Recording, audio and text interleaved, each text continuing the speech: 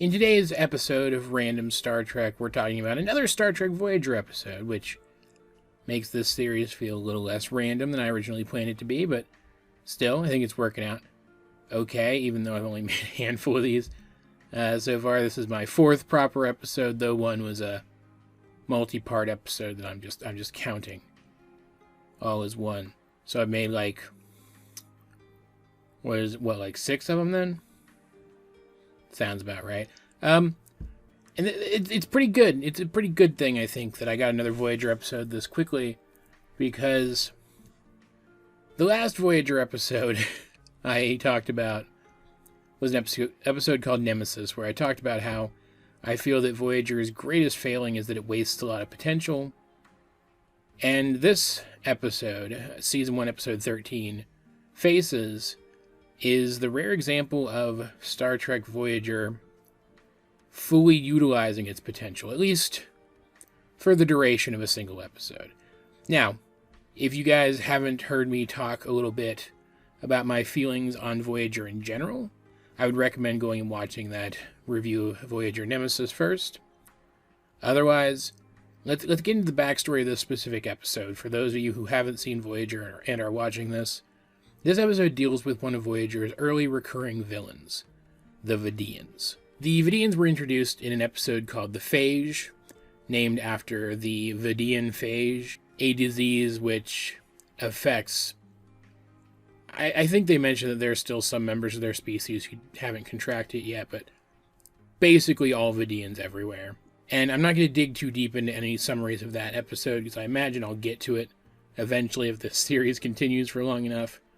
But the long and short of it is that the Vidians, because of the phage causes all of their organ tissue, from the deepest internal organ all the way out to their skin, to degenerate over time and die. I think I recall them mentioning at some point that it also affects their bones or something too.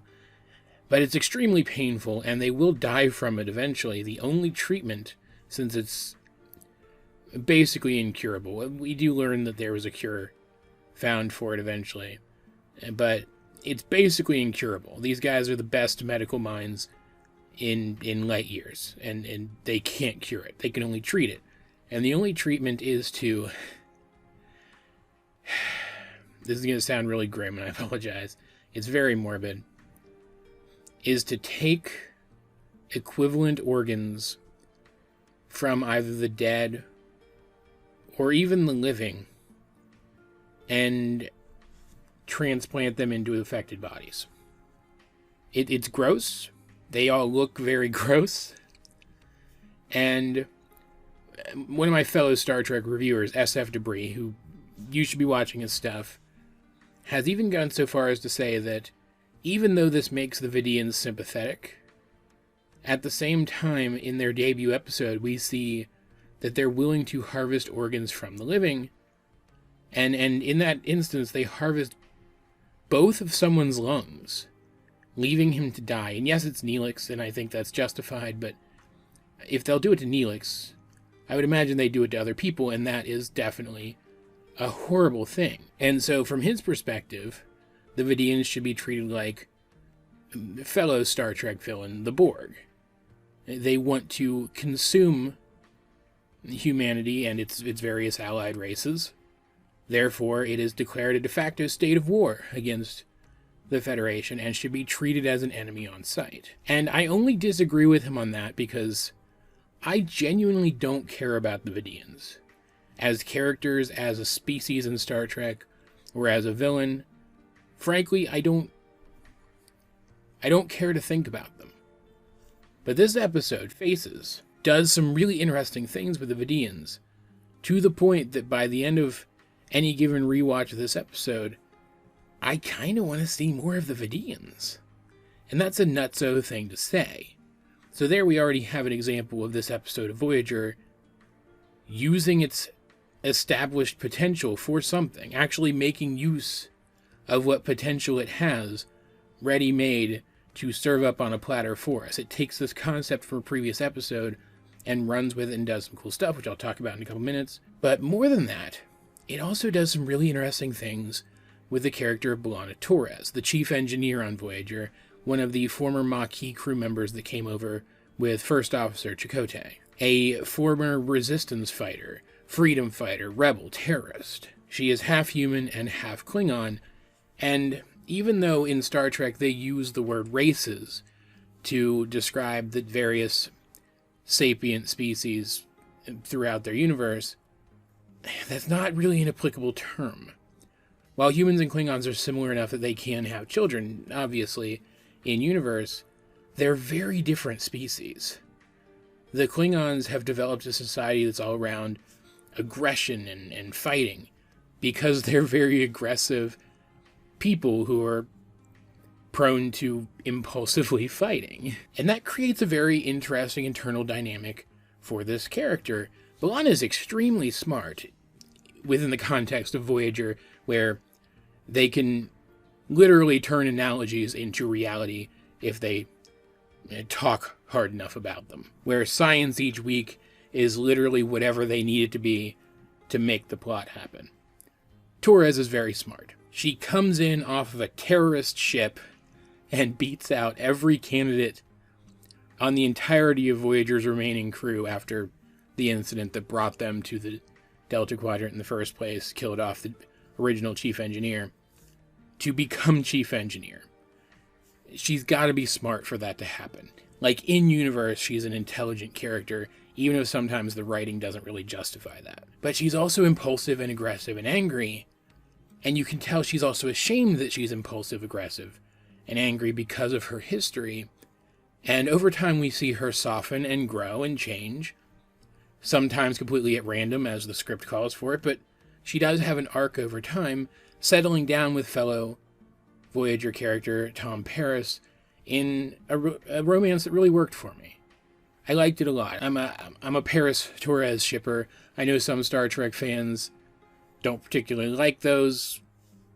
Whatever, I like them together. I think it works. And so what this episode does is it takes that concept of the dual nature of Torres, that internal conflict, and it runs with it, and it makes it into an external one in a very interesting way. That's kind of ridiculous, but I'm going to talk about why the fact that it's ridiculous doesn't actually matter here.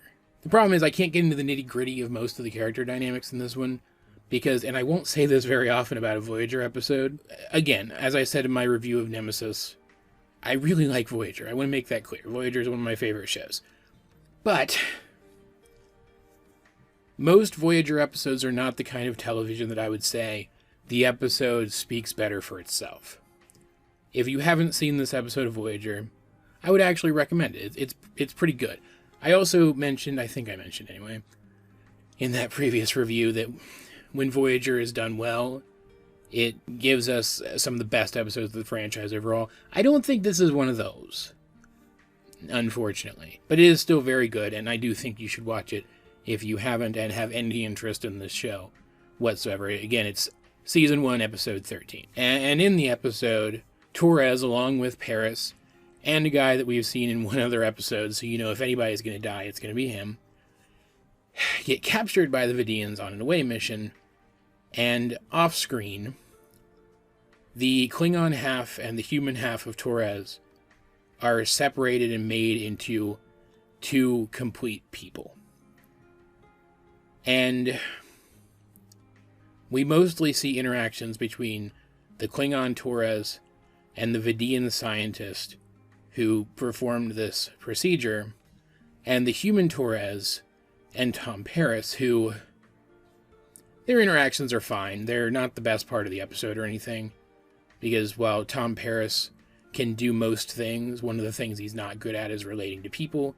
So his attempts to relate to Torres as she is put through a trauma, let's face it, being split in half is a traumatic experience, but also as the experience dredges up other past traumas that she's gone through, he tries to be there for her, and he is. Technically, she's a person for him to bounce words off of, but that's really it. He tries to be more than that, but he's just not good at it. And I like the scenes because I like the dynamic that the actors have with each other, but the writing probably could have been a little better. Like at one point, human Torres is talking to Tom about how when she was a kid, to better fit in, because she was mostly raised around humans, she would cover up her forehead ridges so she wouldn't look Klingon. And Tom says something along the lines of how he used to wear hats to cover up bad haircuts or something. An attempt was made, but it wasn't a good one, really, Tommy boy. Unfortunately, these two do end up together. It's kind of a miracle that they do, but yeah, it's pretty interesting. And what's interesting about it is, throughout the course of the story, not only are we shown great interactions throughout the two versions of Torres. As the episode progresses, they do come together and interact with each other directly. But we also learn a lot of things about the Vidians and their society. Their bodies are weak from the phage, so they kidnap slaves, which just makes them even more sympathetic. Yeah, like it makes sense for them to do that. It's pretty despicable that they do it, but it makes sense that they do that. They are in constant excruciating pain because of this disease that they all suffer from, for the most part. And we saw in their debut episode that they operate in underground tunnels that they can then disguise with sophisticated force fields. And somebody needs to dig out those tunnels, and they need to mine stuff for their ships and their technology. So of course, they're going to need to get that labor from somewhere. But then they also need organs. They need to process organs so that they can transplant them into their own bodies. So when the slaves become too old or too weak or too injured to work anymore, they take all their parts out. It's terrifying. Like Planet of the Week sci-fi does the crew is trapped in a mining colony plot a lot. I think Stargate SG-1 did it like 24 times. And it's always pretty harrowing. I've never really seen an example of it where they don't find some way to make it seem really frickin' horrible. But this one, they make it even more horrible than the vast majority of those, just through the unfortunate implications of what's waiting at the end for these two characters, because Tom and human Torres are both put into the slavery program, or whatever you would call it, because they don't need human Torres. They only did this because it turns out Klingon DNA is genetically resistant to the phage. And so when this one Vidian scientist got the chance, he created a pure Klingon from a half Klingon, so he would have more complete samples of this DNA which might hold the cure for this disease which plagues him and his people. He needs her, but not her human side. But in most situations like this, where the writers want both versions of the character to remain alive after something like this happens, or just in any situation where you have a group of characters, but the bad guy only needs one, the writer will contrive some reason for the villain to keep the other characters alive. Here they actually have a reason. It's ready-made. Why not put her to work? But the thing is, she's weaker now. We learn in a later episode of Voyager that Klingon biological traits are dominant. That human biological traits, some of them show through. They soften some of the Klingon traits. But the Klingon traits will persist over many generations even. And that would include the fact that Klingons have a lot of redundant internal systems. 2 hearts, extra lungs, just generally tougher skeletal structures and musculature.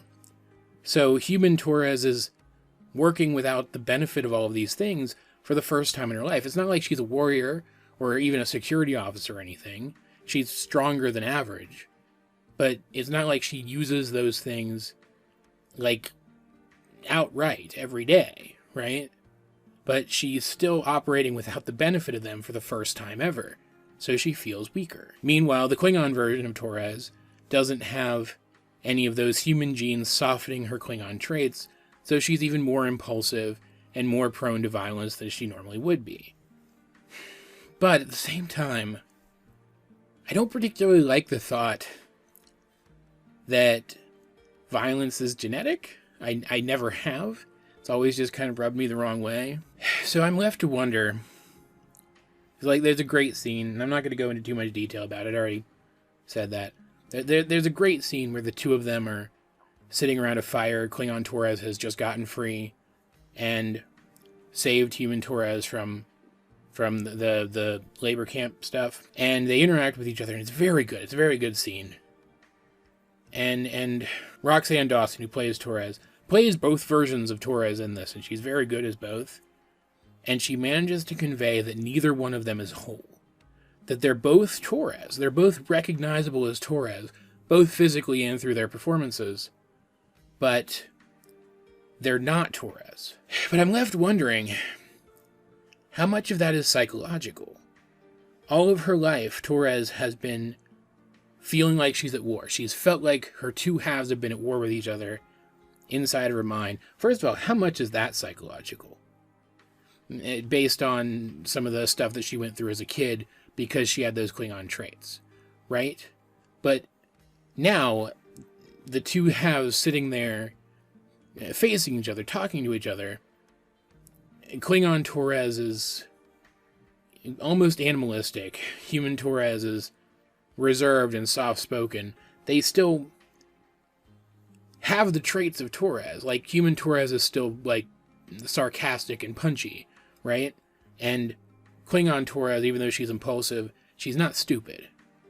But how much of those specific behaviors, how much of human Torres being more emotionally reserved, more pulled back and soft-spoken, and how much of Klingon Torres being harsh and rough, how much of that is psychological? Because that's what they would expect to be if their other half suddenly disappeared.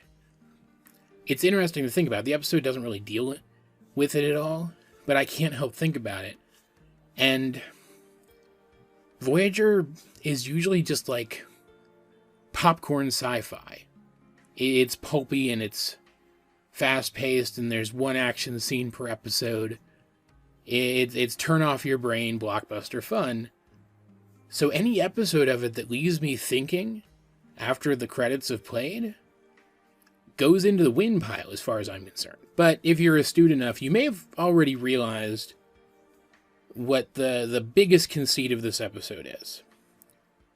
Because I mentioned that the premise of this episode is absolutely ridiculous, and that's because, if you'll recall, I mentioned that the main problem that the Vidians face is that they have to harvest organs from other species. And we know that their medical technology is advanced enough that they can take any organ from any alien and convert it completely into a completely different version of the same organ that's usable by them, regardless of how simple or complex it is. As long as it's an organ from a roughly equivalently sized creature, they can utilize it for that purpose. So here's my question. How exactly did they make two Torres out of one? Because you can't just split the two halves of somebody's DNA apart and get two complete people out of it. That's not how genetics works. Like, even if you could do that, you'd still have to grow the genetics into two complete people. So, how did they do it? My first thought would be cloning. That they took samples of Torres' Klingon DNA out of her and used it to extrapolate a fully Klingon genome and then cloned it. But if they could do that, if they can extrapolate a fully Klingon genome, I don't know why they would need to make a complete Klingon to study it and its resistance to the phage. Because shouldn't just having the genome to like run medical simulations be enough, since that's the thing that resists the phage in the first place, the genetic material? And also, if they just took samples of Torres' DNA so that they could make a Klingon clone of her, that wouldn't have removed her Klingon half. She still would have been herself. There just would have been a fully Klingon version of her running around too. The other option is that they did something akin to what happened to Captain Kirk in the episode The Enemy Within. I think it was like the 4th or 5th episode of the first season of the original series, where a transporter accident accidentally duplicates his entire body, but only one part of his psyche ends up in either half.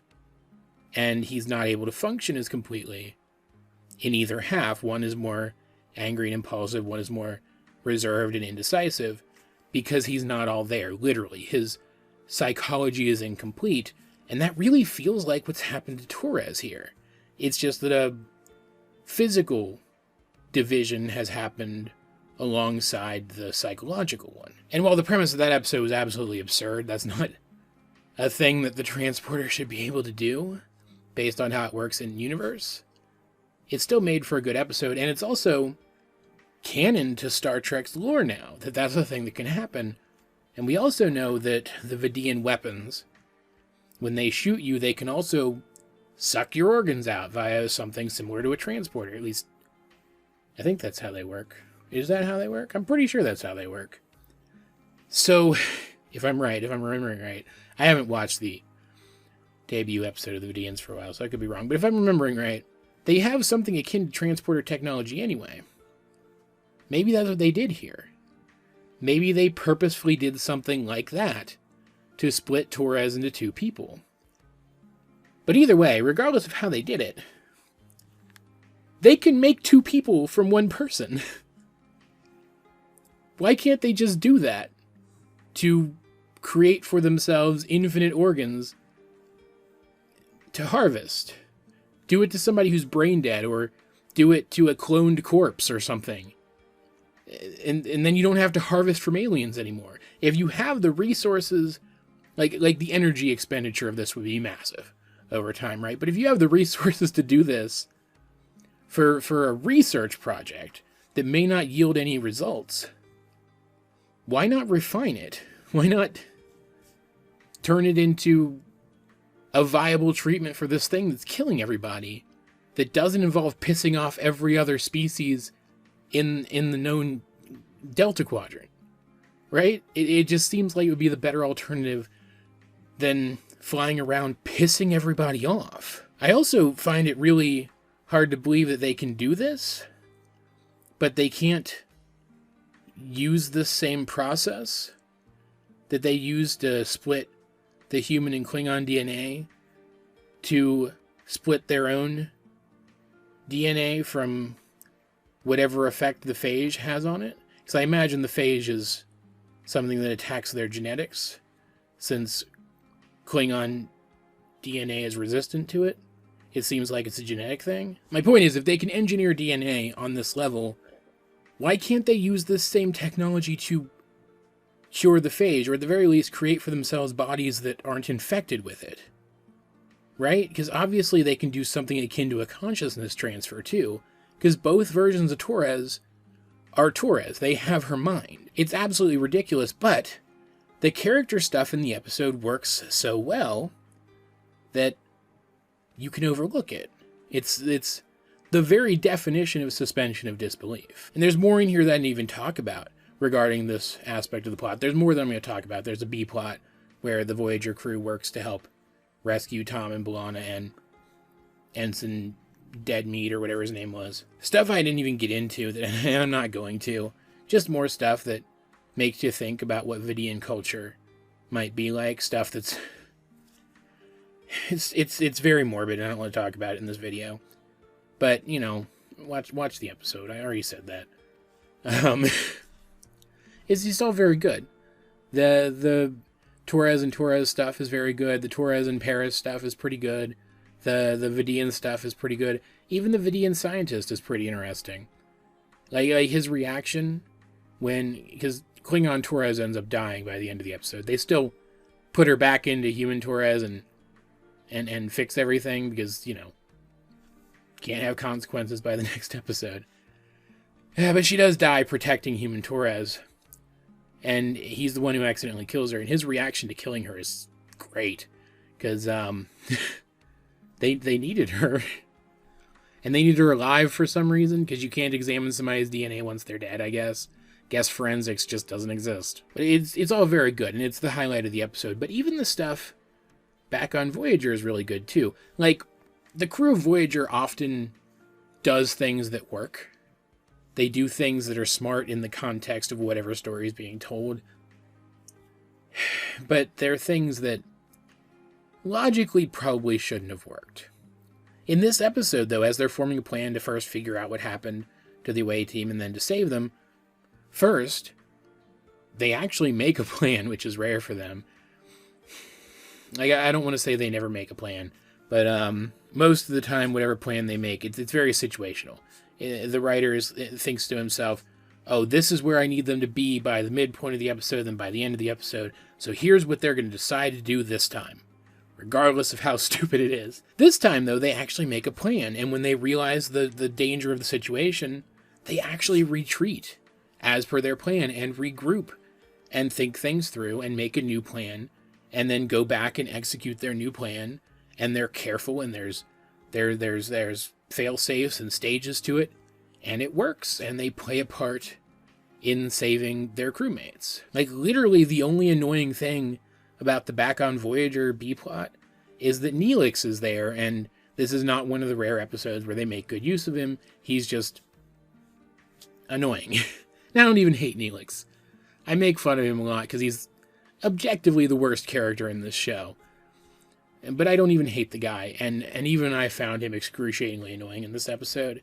It's like the only major flaw, unless you can't suspend disbelief about that, creating two people from one thing. It's really the only major flaw in an otherwise really fantastic episode. Like, I really like the characters on Voyager.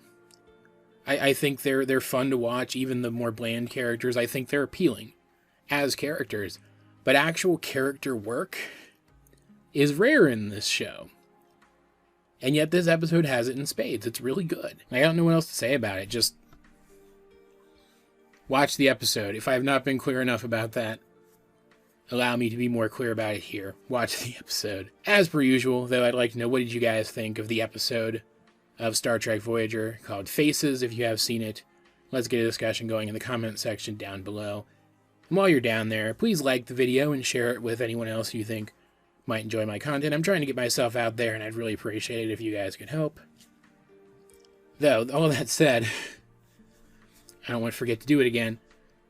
We've come to the end of another random Star Trek review, which means we need to pull up the old Star Trek randomizer and see what we're going to be talking about next time. I am really hoping for an episode of Star Trek Deep Space Nine this time.